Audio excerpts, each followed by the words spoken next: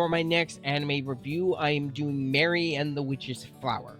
This anime is done by Studio Pono, and it originally aired in summer 2017. And this movie is rated G for general audiences.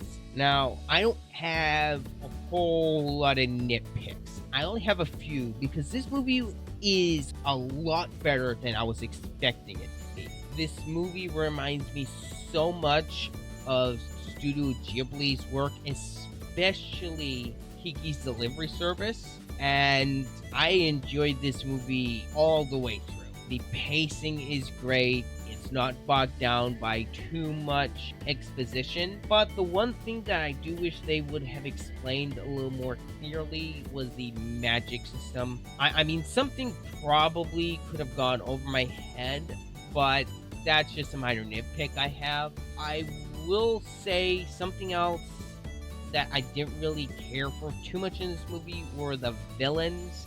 When you finally find their reasons for what they're doing is just your generic people who got lost in trying to gain power and play God.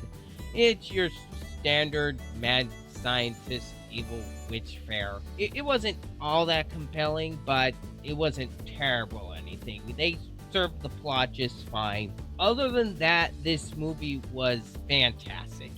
This movie is very creative.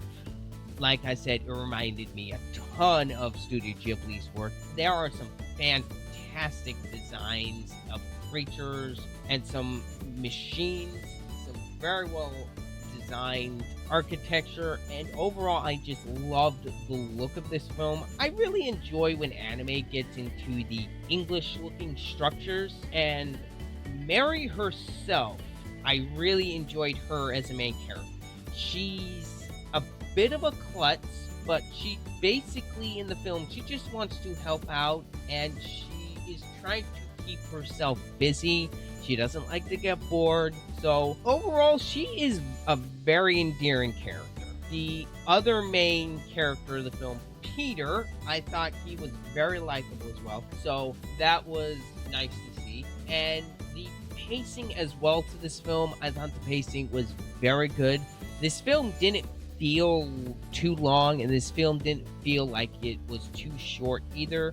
They got everything wrapped up nice and neat with a bow, and overall this movie was a treat to watch. This is definitely something I will be buying on Blu-ray when I do find it, and next time I see it over at Barnes & Noble, I will be buying this movie. And overall, if you're looking for something to watch as a family, this is a perfect watch. For my final score for Mary and the Witch's Flower is a solid 9 out of 10.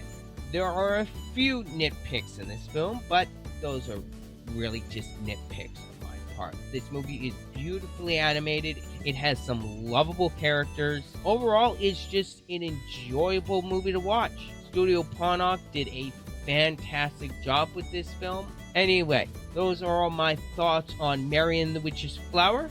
I want to thank you for watching my review, and let me know what you guys think down below in the comments if you have seen Mary and the Witch's Flower, or tell me what you thought of my review. Anyway, this has been Ryder.